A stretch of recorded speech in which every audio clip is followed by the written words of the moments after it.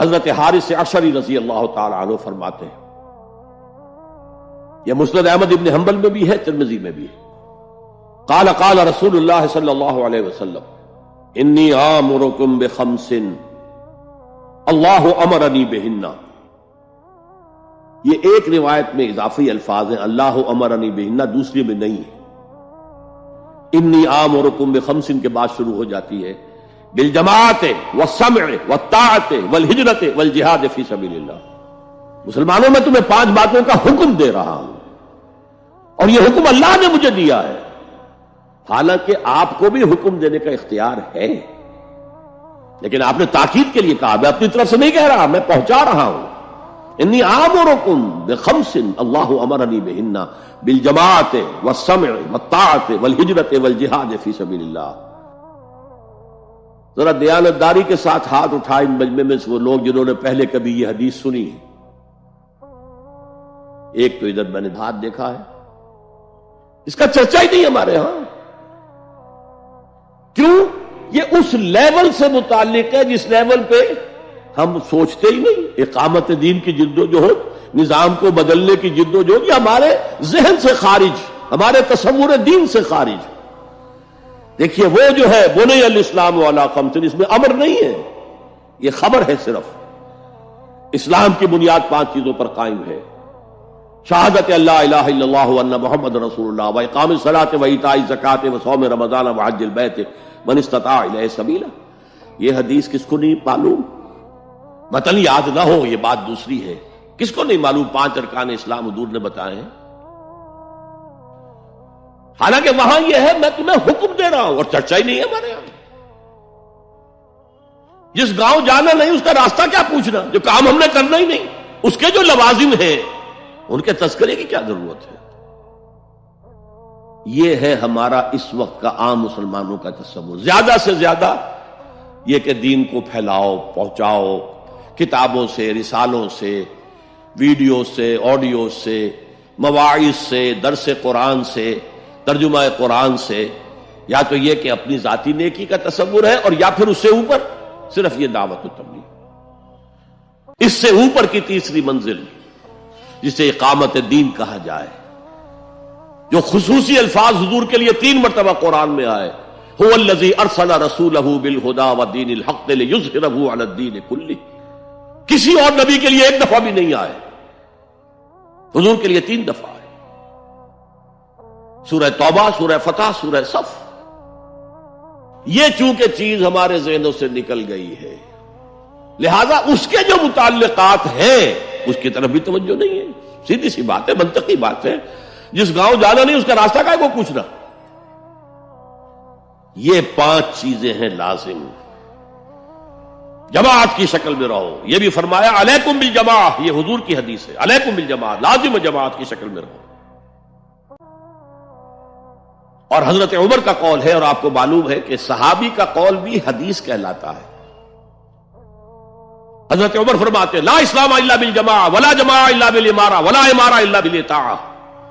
کوئی اسلام بغیر جماعت کے نہیں، کوئی جماعت بغیر عمارت کے نہیں، اور کوئی عمارت بے فائدہ ہے اگر اس کی اطاعت نہ ہو۔ تو پہلا حکم بالجماعہ والسمع، اور سنو، سننے کے لیے وابستہ رہنا ہوگا، وابستہ رہ شجر سے امید بہار رکھ۔ اب یہ نہیں ہو سکتا تھا کہ حضور پر کوئی بات آئی ہے تو آپ خود ہر ایک کے گھر جا جا کے اس کو پہنچائیں، آپ وابستہ رہیں اس نظم جماعت کے ساتھ۔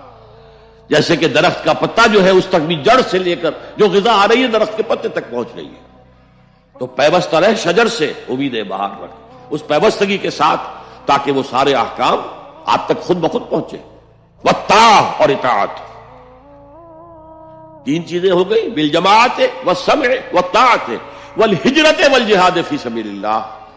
اور میں اس کی حقیقت پہلے بھی بیان کر چکا ہوں۔ ہجرت، اس کی بنیاد کیا ہے؟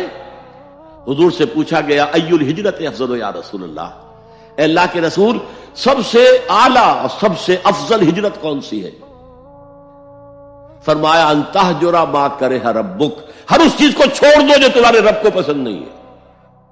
آج اپنے گریبان میں جھانکیے، جو چیز زندگی میں غلط ہے شریعت کی روح سے، طے کیجئے کہ اب نہیں ہوگی، اب ختم کر دوں گا، ہجرت شروع ہو گئی آپ کی۔ ان تہجر ما کرہ ربک، ہر اس چیز کو ترک کر دو، چھوڑ دو جو تمہارے رب کو پسند نہیں۔ اور آخری ہجرت تو آئے گی وہ اقامت دین کے آخری مرحلے میں، جب اقدام ہوگا، جب نظام کو چیلنج کیا جائے گا، پھر جو ہجرت ہوگی وہ فرض ہجرت ہوتی ہے۔ مدینے کی ہجرت فرض تھی، ہجرت حبشہ فرض نہیں تھی۔ وہ تو جن لوگوں کی ہمت جواب دے رہی تھی اور جو پرسیکیوشن ہو رہی تھی اور جو تشدد ہو رہا تھا اس کو برداشت نہیں کر پا رہے تھے، انہیں اجازت دے دی گئی کہ ٹھیک ہے چلے جاؤ، حبشہ کی طرف ہجرت کر جاؤ۔ مدینے کی ہجرت فرض تھی، اگر کوئی ہجرت نہیں کر رہا، ما لکم من ولایتہم من شیء حتی یہاجروا، تو اے مسلمانوں تمہارا ان سے کوئی تعلق نہیں ہے جب تک کہ وہ ہجرت نہ کرے۔ بلکہ سورہ نساء میں اس کو بھی ایک طرح کا نفاق قرار دیا گیا۔ تو وہ ہجرت بڑی ہجرت ہے، گھر بار چھوڑ کر، اور مکے والے جو گئے تھے چھوڑ کر، وہ قریش کے بھیڑیوں کے رحم و کرم پر چھوڑ کر گئے تھے اپنے گھر والوں کو، اور ان کا سارا گھر کا سامان لوٹا گیا تھا، اور اس سارے سامان سے وہ کیپٹل فراہم کیا گیا تھا جس کو لے کر ابو سفیان کا قافلہ گیا تھا شام کی طرف، جس کا حضور نے پیچھا کیا تھا لیکن وہ نکل گیا تھا۔ جب وہ واپس آ رہا تھا تب حضور نے پھر اس کو کنفرنٹ کرنے کے لیے مدینے سے باہر نکل کر پروگرام بنایا، لیکن وہ اللہ کو کچھ اور منظور تھا، ادھر سے لشکر آ گیا اور جنگ ہو گئی، جنگ بدر ہو گئی۔ تو ہجرت کیا ہے؟ شروع سے ہجرت کیا ہے؟ ان تہجر ما کرہ ربک، اور سب سے اوپر کیا ہے؟ گھر بار، اپنے آباء و اجداد کی وطن، جہاں آپ کے آباء و اجداد دفن ہے، چھوڑو، جاؤ، اور جاؤ وہاں جہاں پوری طاقت مرکوز ہو جائے تاکہ آپ نظام باطل کو چیلنج کرنے کے لیے ساری طاقت ایک جگہ جمع کر سکیں۔ اور جہاد پوچھا گیا ای الجہاد افضل یا رسول اللہ، سب سے افضل جہاد کون سا ہے اللہ کے رسول؟ فرمایا ان تجاہد نفسک فی طاعت اللہ، کہ اپنے نفس کے خلاف جہاد کرو، اسے اللہ کا مطیع بناؤ، وہ سرکش ہے۔ وما ابرئ نفسی ان النفس لامارۃ بالسوء، یہ نفس جو ہے امارۃ بالسوء، برائی کا حکم دینے والا ہے، اس کے خلاف کشاکش کرو اور اس کو دباؤ، اسے اللہ کے سامنے جھکاؤ، یہ جہاد افضل ہے۔ اور بلند ترین جہاد قتال فی سبیل اللہ، ان اللہ یحب الذین یقاتلون فی سبیلہ صفا کانہم بنیان مرصوص۔ یہ ہے وہ حدیث